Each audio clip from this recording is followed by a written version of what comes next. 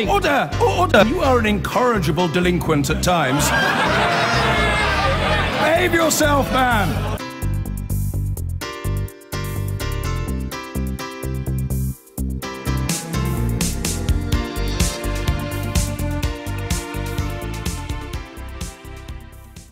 UKIP resumed election campaigning today, the first party to do so since the terror attack.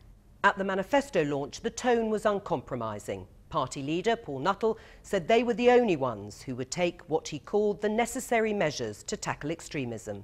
The problem will not be solved if politicians are too cowardly to confront or even identify where the problem lies. Moreover, without the political will to take difficult decisions, challenge communities, and most importantly, secure our borders, things are only going to get worse. These are issues that the other political parties would rather brush under the carpet and the Westminster Chatterati would rather ignore. A dramatic manifesto U-turn, and then politics suspended in tragic circumstances. Campaigning is resuming, but against a backdrop of terror. Joe treading the boards of the Arcola Theatre in Hackney, North London, thanks to them and their set designer Anthony Lambo. And Suzanne Evans, who wrote UKIP's manifesto, has joined us. Welcome back to the programme. Michael, Theresa May's U-turn on social care, has that been the defining moment of the campaign so far? Well, to be a defining moment, you'd have to remember it on polling day, and I'm not entirely sure that will be the case.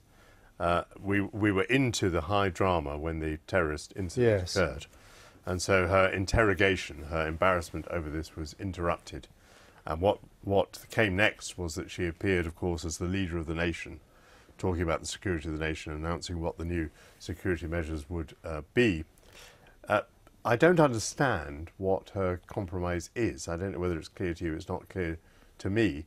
But as I pointed out in the programme last week, what she appeared to be proposing last week was the most radical transfer of responsibility from the state to individuals.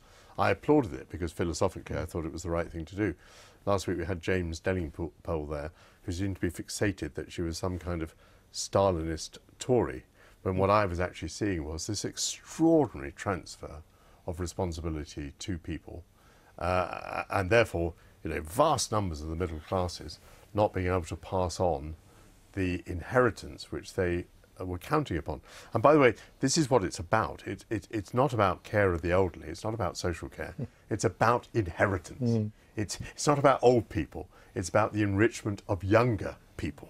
Because their parents have got the money. Because the parents have got the money. And somehow we've got ourselves into the state of mind that we think that the state is there to guarantee the inheritance of well-off, middle-class 50 and 60-year-olds. I must agree, I had a sneaking admiration for her because I thought, in fact, I wrote an article for Saga magazine, which I seem to write for now. Once upon a time, it's a New Musical Express, and now it's Saga magazine. But I wrote something. Saying, such a falling off. If leaders have courage in this general election, they'll put down a recipe to solve it, not kick it into long grass again.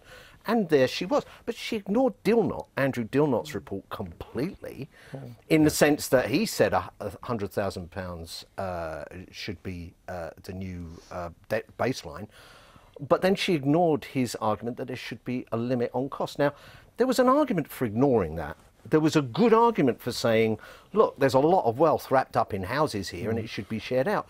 What there wasn't a good argument for is doing that and then 3 days later going back to Dilnot and then being absolutely, you know, I mean, talk about straight face when she's saying to you that this was, I mean, Jeremy Hunt, I heard on radio, who's the minister responsible, don't forget it's a Department of Health issue, saying why there shouldn't be a cap. Oh, and he said we've done it explicitly in the manifesto, he said, explicitly. It was incredibly cack-handed. So UKIP, which is at a tough campaign, has the row over social care, has it helped? I totally disagree with what Michael and Alan are saying. You're right in a sense, it is about inheritance. But I'm a mum, I'm not a wealthy woman. My daughter's in a job which pays less than the average wage. She's very passionate about it. You know, I want to be able to leave her something when she goes. I've paid taxes all my life, sometimes quite a lot of tax. You know, if I get dementia, then that is the only way in which I can be cared for, basically, is to be cared for and to be looked after in a home.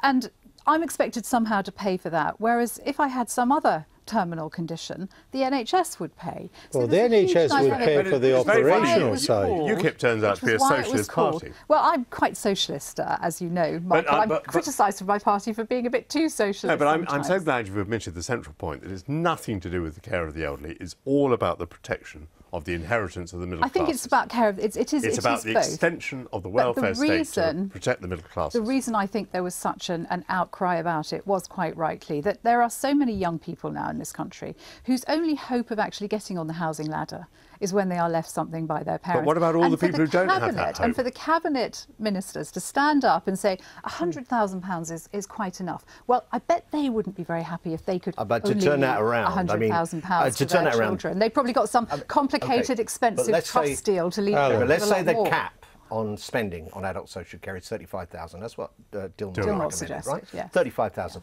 The person who is a multi-millionaire will pay 35,000, and the person who is just about managing, to coin a phrase, will pay 35,000.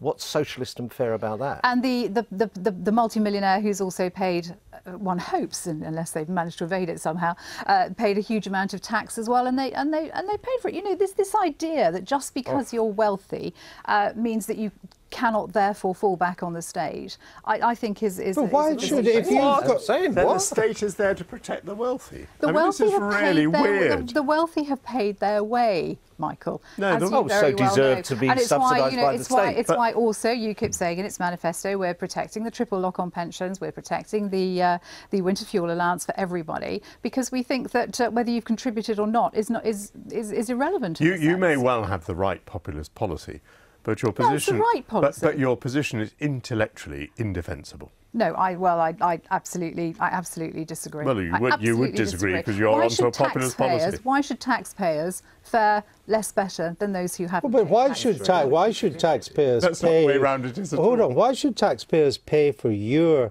social care if you're sitting on multi-million-pound assets? Well, I mean, at the moment we have a system, don't we, where people do have to sell their houses to pay for care. But what Theresa May did and what this particular... But what, well, they don't. They can defer it. Well, they can defer it, but it's, you know, what she was doing was actually turning around a manifesto pledge. No, I wasn't asking about that. I was asking you. Well, let me ask the question again. Why should ordinary taxpayers, a lot less wealthy than you, pay for your social care if you are sitting on multi-million-pound assets that could pay for that social care? Excuse me, you're still making it too easy. They're not paying for the social care. Michael always likes to make it much harder for me. They're paying for people's inheritance. So people who earn more than £10,000 a year, so people who earn £11,000 and £12,000, they're being asked to pay taxes so that people who are aged 50 and 60 can inherit all they're expected to inherit from their parents who have £2 million and £3 million.